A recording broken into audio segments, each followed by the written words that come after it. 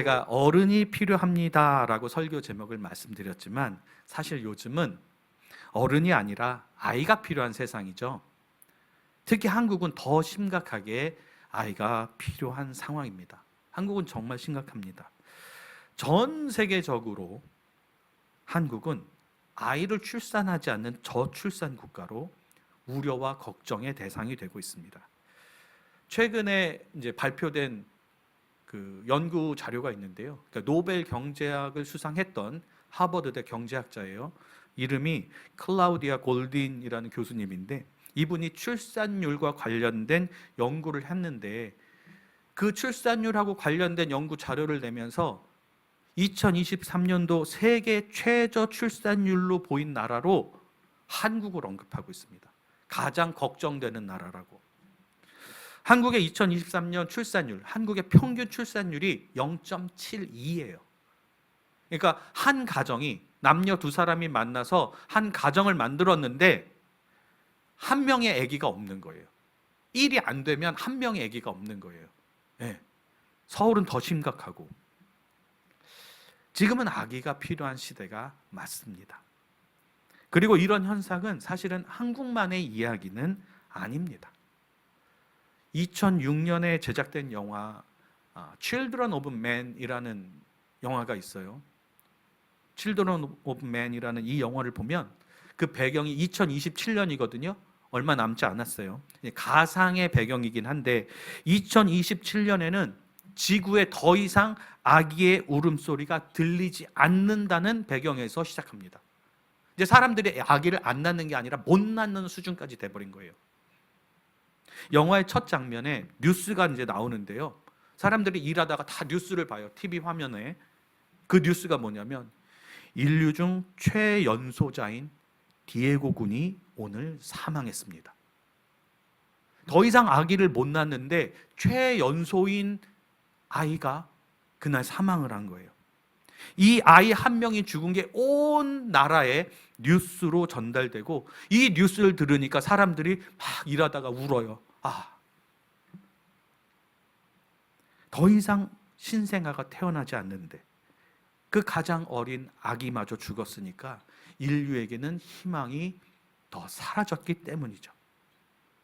근데 이 영화의 주된 내용은 뭐냐면 온 인류 중에 유일한 임산부가 있어요. 그 임산부를 적들과 반군들로부터 보호해서 아기를 출산하게 하고 이 아기를 지켜내는 게 이 영화의 주된 내용이에요. 이 영화 후반부에 보면 전쟁 장면이 나오는데요. 군인들이 건물들 사이에서 막 시가전을 벌려요. 막 총소리가 막 대포 소리가 나고 막 빠바바방 하고 있는데 그때 아기 울음소리가 들립니다. 그리고 그 아기의 엄마가 숨겨놨던 아기를 안고 그 부서진 건물 사이에서 계단을 내려와요. 저벅저벅 내려오는데 군인들이 다 멈춰! 총 쏘지 말라고. 아기 지켜야 된다고. 그리고 이 아기랑 엄마는 이제 바다로 도망가게 됩니다. 도망가서 쫙 배를 타고 가요. 배를 타고 보트를 이렇게 딱 지어서 가서 그 바다에서 큰 배를 만납니다. 그들이 살 수 있는 세상으로 데려다 줄 큰 배. 그 큰 배 이름이 Tomorrow예요. 내일. 내일이라는 희망으로 나가는 그런 영화인데 정말 볼만합니다. 네. 그렇습니다. 지금은 아기가 필요한 때입니다. 우리의 미래를 위해서, 우리의 다음 세대를 위해서, 우리가 살고 있는 이 세상이 유지되고 발전되기 위해서 우리는 아기가 필요합니다. 그런데 동시에 우리는 어른이 필요합니다.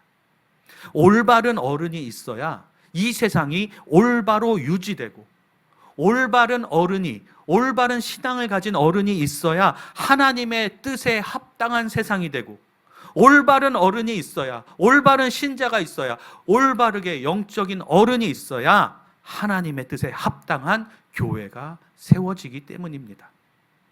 올바른 어른이 있어야 우리 아기들에게도 제대로 된 세상을 물려줄 수 있습니다. 이런 의미에서 우리는 어른이 필요합니다. 그렇습니다. 교회에도 어른이 필요합니다. 가정에도 어른이 필요합니다. 이거는 교회를 봤을 때 젊은 세대와 기성 세대, 어린 세대 균형을 맞춰야 된다. 세대 간의 균형이 있어야 된다. 이런 차원에서 드리는 말씀이 아닙니다. 우리가 하나님의 뜻대로 살아가고 또 하나님의 뜻대로 살 수 있는 세상을 만드는데 반드시 어른이 필요하기 때문에 드리는 말씀입니다. 그럼 말씀드린 대로 교회나 가정에나 어른이 필요한데, 그렇다면 우리는 누가 어른인지를 알아야 합니다. 어른이 누군지를 잘 생각해 봐야 합니다. 어른에 대한 정의가 확실하게 서야 그 어른이 되면 되거든요. 어른에 대한 정의가 확실하게 서야 우리가 올바른 어른이 될 수 있거든요. 자, 여러분, 누가 어른일까요? 어른, 그러면 나이 많은 사람? 그럼 성경은 어른을 어떻게 보여주고 있을까요? 대표적인 교회의 어른으로는 성경에 나오는 직분으로 보면 장로, 목사, 감독, 교사 이런 직분들이 있죠. 예, 교회에서 일반적으로 봤을 때 이런 분들은 어른이라 할 수 있죠.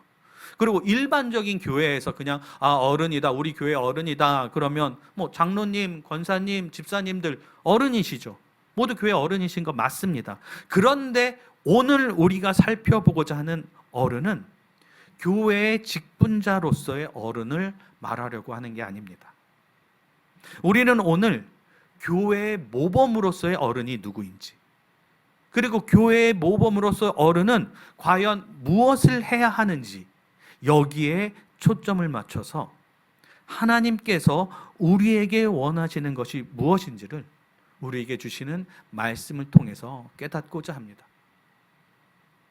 첫 번째 우리가 마음속에 두고 말씀을 들어야 될 건 뭐냐면요, 성경에서 말하는 어른은 물론 일반적으로 생각할 때 나이 관련이 있을 수 있죠. 그런데 어른이 어떻게 해야 되는가, 어른이 어떻게 살아야 하는가를 생각한다면 나이와 관계없을 수도 있습니다. 저 뒤에 앉아있는 한이가 제일 어리지만 한이가 이렇게 행동한다면, 성경에서 말하는 대로 행동한다면 한이가 어른인 겁니다. 자, 성경에서 말씀하는 어른이 누굴까요? 성경에서는 단순히 나이가 많은 사람을 어른이라고 부르지 않습니다. 그러니까 나이 많은 사람을 성경에 나오죠. 성경에 나이 많은 사람을 부를 때는 성경은 좀 더 직접적으로 표현합니다.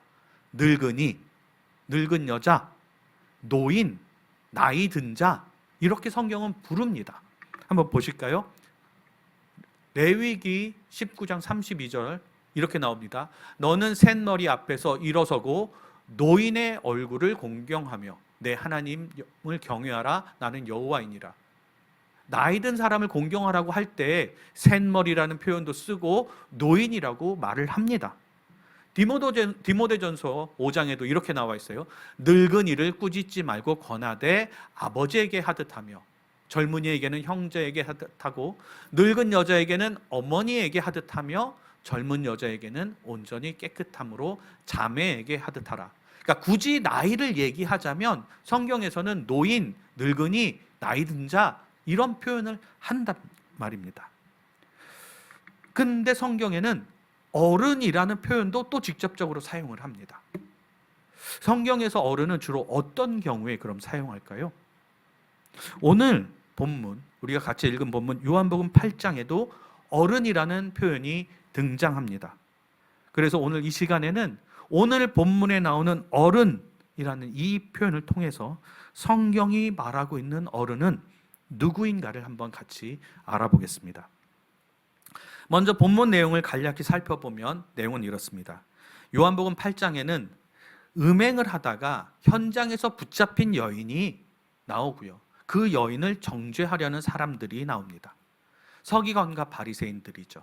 서기관과 바리새인들이 음행 중에 붙잡힌 여자를 끌고 와서 사람들 가운데, 사람들이 많은데 사람들 가운데다가 세웠습니다. 그때 예수님은 성전에서 사람들을 가르치고 계셨죠. 예수님이 이미 그때 인정받는 선생, 랍비가 되어 있었습니다. 그들은 예수님 앞에 여인을 끌어다 놨습니다. 그리고 서기관과 바리새인들이 예수님께 물었습니다. 요한복음 8장 4절에서 5절입니다. 예수께 말하되 선생이여 이 여자가 간음하다가 현장에서 잡혔나이다. 모세는 율법에 이러한 여자를 돌로 치라 명하였거니와 선생은 어떻게 말하겠나이까? 예수여, 선생이시여, 모세 율법에 이런 여인을 돌로 치라고 했습니다. 선생은 어떻게 할 겁니까? 우리가 어떻게 하면 될까요? 서기관들과 바리새인들이 물었죠. 근데 왜 이렇게 질문했을까요? 자기네가 율법을 알고 있으면 그냥 하면 되는데, 율법대로 하면 되잖아요. 예수님께 허락을 받을 필요가 없잖아요. 그런데 왜 예수님께 와서 이렇게 물었냐면 8장 6절에 나옵니다. 성경은 이 질문 의도를 명확하게 적고 있어요.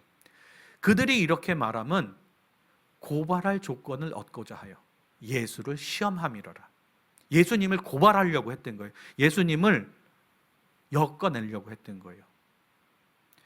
이 질문이 예수님을 시험하는 질문이었습니다.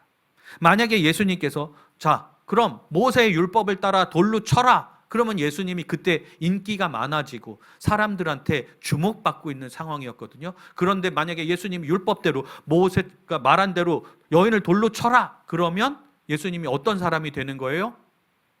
무자비한 선생, 몰인정한 사람, 이렇게 몰아붙이려고 했던 거예요. 근데 반대로 만약에 예수님이 나는 사랑과 자비가 충만하니까 여인을 놓아주라 라고 하면 그들은 예수님을 향해서 어떻게 하겠어요? 율법을 어긴 선생이다, 자격도 없는 선생이다, 이렇게 하겠죠. 이렇게 올가미를 씌우려고 질문을 했던 겁니다. 근데 그때 예수님은 희한하게도 바로 대답을 안 하세요. 그냥 땅에 앉아서 바닥에다 뭘 그냥 쓰십니다. 몸을 굽히고 바닥에 글을 쓰셨대요. 그런데도 서기관과 바리새인들이 계속해서 물어보는 거예요. 어떻게 해야 됩니까? 어떻게 해야 됩니까? 계속 물었어요. 그러니까 예수님이 다시 일어나서 이렇게 말씀하셨습니다. 너무 유명한 말씀이죠. 8장 7절 말씀입니다.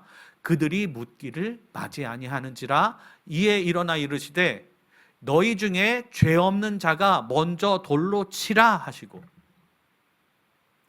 너무 유명한 말씀이에요. 네. 심지어 예수님을 믿지 않는 사람들이 예수님 믿는 사람들을 공격할 때 이런 말을 쓰기도 합니다. 너희 중에 죄 없는 자가 먼저 돌로 치라.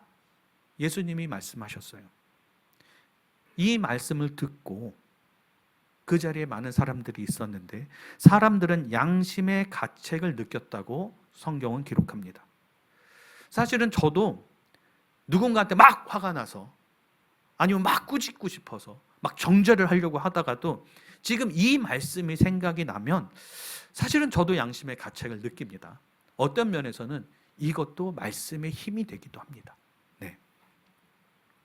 왜냐하면 저도 마음이 찔리니까 아유 내가 저렇게 돌 던지고 화를 낼 만한 그런 처지가 되나? 네. 그때도 마찬가지였습니다. 예수님의 말씀으로 인해서 양심의 가책을 느낀 사람들이 하나씩 자리를 떴습니다. 그리고 마침내는 예수님과 그 여인 외에는 아무도 남지 않았습니다. 그러자 예수님은 이 여인에게 다시는 죄를 범하지 말라라고 말씀하시죠. 이게 되게 중요한데요. 요한복음 8장에 이 이야기를, 예수님의 이야기를 전하고 사람들이 읽고 이해할 때 많은 사람들이 딱 여기까지 이해를 하는 경우가 있어요. 7절까지. 아, 너희 중에 죄 없는 자가 돌로 치라. 이러니까 사람들이 떠났다. 그래서 예수님은 그 여인을 용서했다. 여기까지 기억하거든요. 사실 아닙니다. 예수님은 그 여인에게 다시는 죄를 범하지 말라라고 분명하게 바른 교훈을 주셨습니다. 죄를 용납하신 게 아니에요.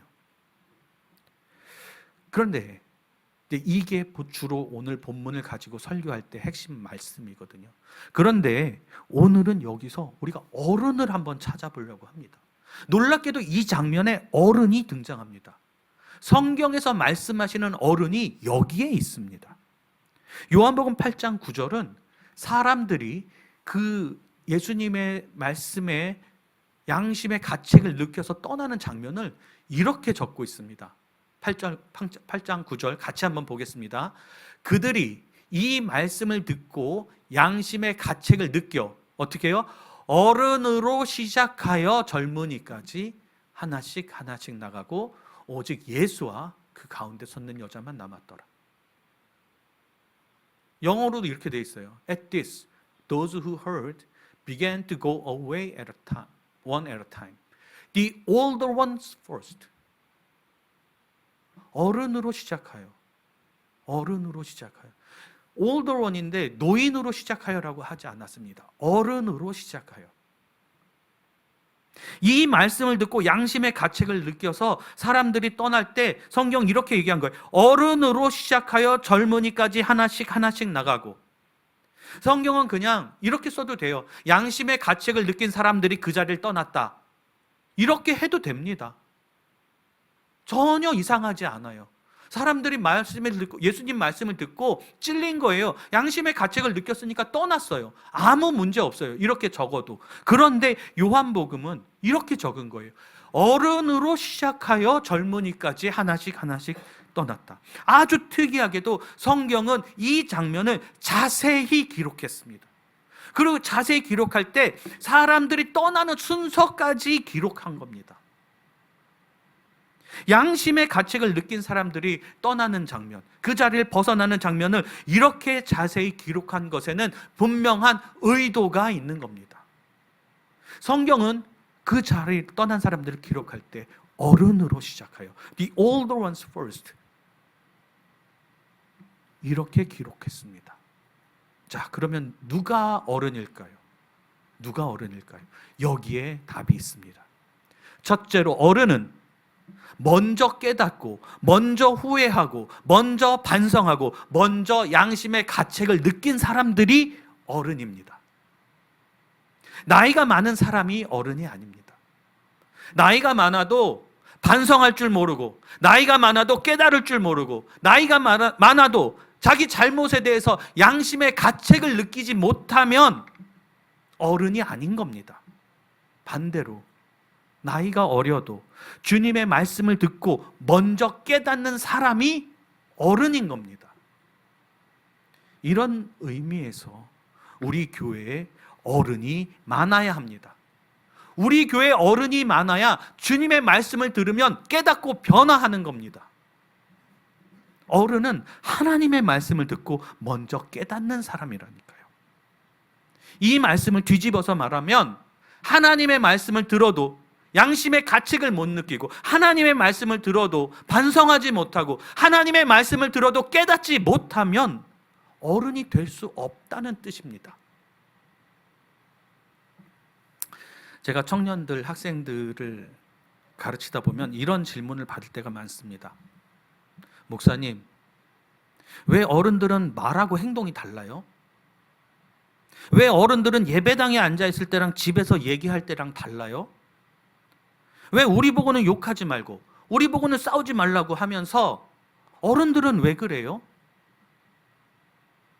심지어 어떤 청년은 교회 식당에서 어른들이 나누는 대화를 듣고서는 교회 다니기 싫어졌다고 하는 경우도 있었습니다. 물론 우리 교회 얘기는 아니에요. 다른 교회 청년이 상담한 건데, 어느 교회 청년은 저를 찾아서 이렇게 상담한 적도 있어요. 그 청년 부모님이랑 같이 이제 교회를 나가는데 부모님이 교회만 다녀오면 집에서 다툰대요.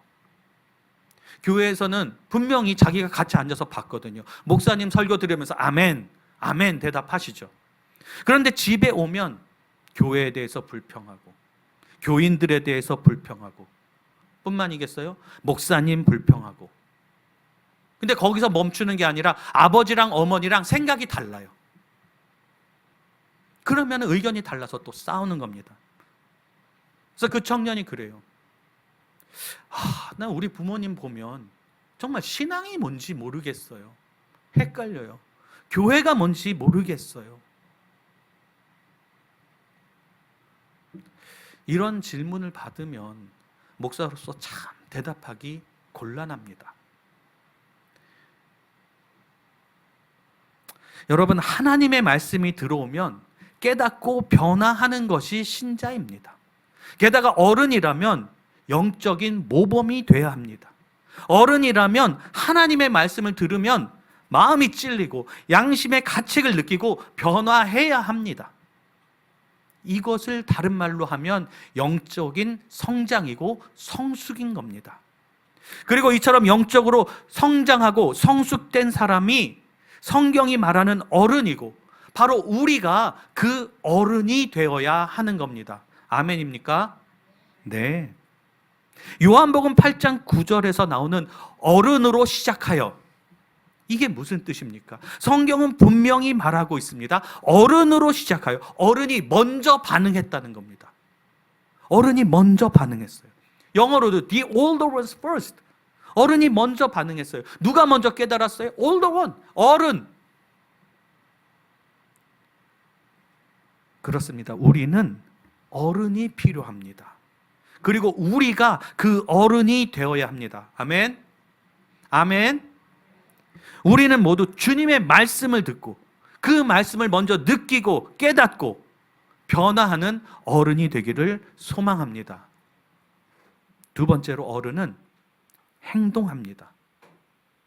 여러분, 듣고 생각했는데 행동하지 않으면 악이에요. 철이 안 들면 알아도 행동하지 않아요. 철이 들어야 아이들도 실제로 행동합니다. 행동하지 않으면 어른이 아닙니다. 앞에서 말씀드린 대로 근데 누구보다 먼저 행동하는 게 어른입니다. 예수님의 말씀에 양심의 가책을 느꼈던 사람들은 어른으로 시작하여 젊은이까지, 분명히 성경이 순서를 말하고 있어요. 일부러 그 자리를 떠났는데 그 순서를 말하고 있어요. 그리고 양심의 가책을 느꼈다, 찔렸다, 그리고 주저했다가 아닙니다. 그들이 어떻게 했어요? 떠나갔습니다. 그 자리를 벗어났습니다. 먼저 행동한 겁니다. 그래서 이 말씀에 따르면 우리도 행동해야 합니다. 마음에 찔렸어요. 근데 행동하지 않으면 어른이 아니에요. 그래야지만, 행동을 해야지만 어른이 되는 겁니다. 우리가 듣고 깨달은 바를 우리가 행동으로 실천해야 합니다. 실천하지 않으면 어른이 될 수 없습니다. 새벽 기도 나와야지 생각해요. 안 나오면 안 되는 거예요. 성숙할수록, 영적으로 성장하고 성숙할수록 우리는 먼저 행동해야 합니다. 내가 나쁜 말을 해요. 사람을 상처 주는 말을 해요. 이러면 안 되지. 생각했으면 행동해야죠. 행동하지 않으면 어른이 아닙니다. 우리는 먼저 행동해야 합니다. 우리는 시키는 사람이 아니라 먼저 행동하고 먼저 섬기고 먼저 보여주는 사람이 되어야 됩니다. 우리의 행동이 우리의 믿음의 성숙도를 보여주는 겁니다. 그럼 여기서 한 걸음 더 나가면 조금 더 구체적으로 우리는 어떤 행동을 해야 할까요? 우리가 어른이라면 우리가 어떤 것을 실천해야 할까요? 먼저 성경이 보여주는 건 이겁니다. 잘못된 것에서 떠나야 합니다. 예수님의 말씀을 들었던 사람들, 이들은 양심의 가책을 느꼈습니다. 그리고 자신들도 죄인이라고, 내가 함부로 다른 사람을 정죄하고 돌 던질 처지가 안 된다는 걸 깨달았습니다. 그리고 그들은 그 정죄의 현장에서 스스로 발걸음을 옮겼습니다. 여러분, 우리도 영적으로 성숙했다면, 우리가 영적인 어른이라면 잘못과 죄악과 부정함의 자리에서 스스로 떠나야 합니다. 죄악의 자리에서 스스로 벗어나야 합니다. 정죄의 자리에서 발걸음을 돌려야 합니다. 이것이 어른이 된 우리가 취해야 하는 마땅한 행동입니다.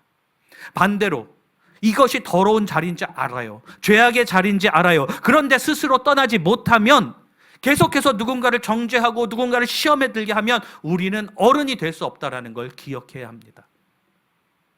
그리고 우리가 먼저 깨달은 자로서 먼저 행동한다면 우리는 당연히 반드시 우리는 주님의 명령을 따라서 살아야 합니다.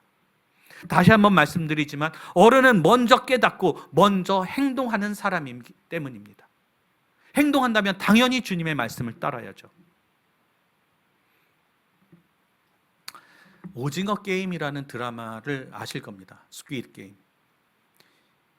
오징어 게임은 시즌 1에서 전 세계적으로 완전히 엄청난 흥행을 이뤘죠.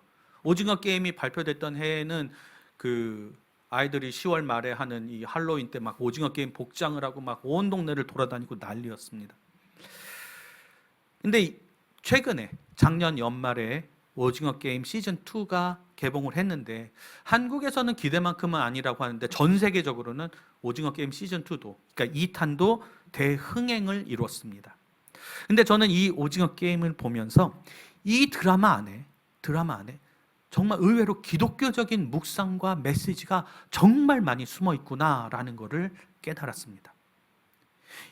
오늘 우리에게 주시는 하나님의 말씀처럼 영적인 어른이 무엇인가, 그리고 어른은 무엇을 해야 하는지가 저는 이 오징어 게임 드라마를 보면서도 깨달아졌어요.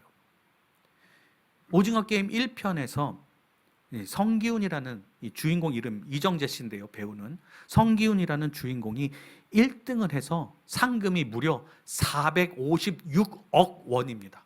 456억 원을 혼자 가졌어요. 그러니까 이 돈을 가지고 이제 게임의 현장에서 벗어나서 원래 살던 세상으로 돌아왔으니까 이 돈을 가지고 그냥 마음껏 누리고 살면 되는 그런 상황이었습니다. 근데 만약에 성기훈이 그렇게 누리고 살았으면 2편은 만들어지지 않았겠죠.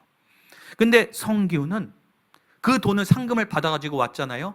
근데 그 돈을 가지고 누리면서 흥청망청 살지 않았습니다. 그는 오히려 자기가 받은 상금을 가지고 오징어 게임을 만들었던 그 사람들을 찾아내고 다시 일부러 오징어 게임이 벌어지는 그 한복판으로 들어갑니다. 이 오징어 게임이 위험한 게 뭐냐면요, 456억을 받았다는 건 뭐냐면 456명이 시작했는데 다 죽고 혼자 살아남은 거예요. 죽음의 현장이거든요. 근데 성기훈은 자기가 죽음의 현장에서 벗어났어요. 놀라운 상금을 받았어요. 근데 그 상금을 가지고 다시 그 현장으로 뛰어듭니다. 그 이유가 뭘까요? 성기훈은 사람들을 살리고 싶었기 때문입니다. 성기훈은 죽음의 게임을 먼저 경험해 봤습니다. 그리고 깨닫았죠. 이 게임의 현장은 죽음의 현장이다. 사람들이 그걸 모르고 죽어간다. 나는 그 사람들을 살려야 한다. 여기서 보여주는 게 뭡니까? 성기훈은 먼저 깨달은 사람이라는 겁니다. 그럼 먼저 깨달은 사람은 뭘 해야 합니까? 깨달은 자 성기훈은 행동합니다.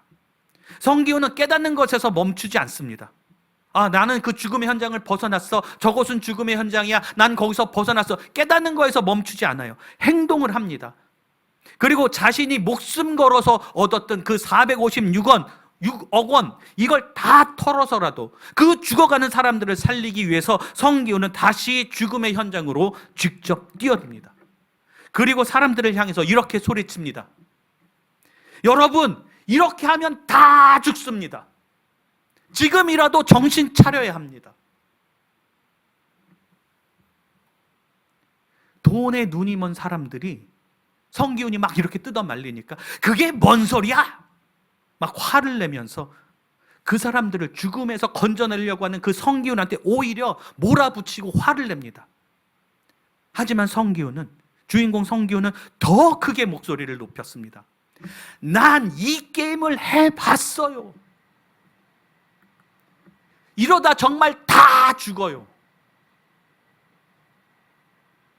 그는 첫 번째 게임이 무궁화 꽃이 피었습니다거든요. 이 첫 번째 게임부터 자신의 목숨을 걸고 다른 사람들을 살리기 위해서 목이 터져라 어람 하고 외칩니다. 누구라도 움직이면 총에 맞아 죽거든요. 성기훈은 온갖 오해를 받아가면서도 그들을 죽음에서 건지기 위해서 계속해서 설득하고 외칩니다. 그리고 그들과 함께, 그들을 떠나지 않아요. 그들 속에서 그들과 함께 자신의 목숨을 걸고 그들을 살리기 위해서 치열한 전쟁까지 치릅니다. 여기서 보여주는 게 뭘까요? 성기훈의 입장에서는 그들에게 복음을 외치고 있었던 겁니다. 생명을 살리는 복음을 외치고 있었던 거예요. 이 드라마에서 성기훈은 먼저 깨닫고, 먼저 변화하고, 먼저 행동하고, 먼저 구원의 메시지를 전한 어른인 겁니다. 어른의 역할이 이겁니다. 여러분, 우리도 어른이 되어서 먼저 깨닫고 먼저 변화하고 먼저 행동하고 우리가 먼저, 어른이 먼저 저 죽어가는 세상을 향해서 구원의 메시지를 외쳐야 합니다. 우리도 세상을 향해서 소리쳐야 합니다. 이렇게 살면 다 죽어요. 지금이라도 정신 차려야 합니다. 난 그 죽음의 길을 살아봤어요. 나도 죄인이었어요. 그런데 난 예수님 만났어요. 예수님 믿으세요.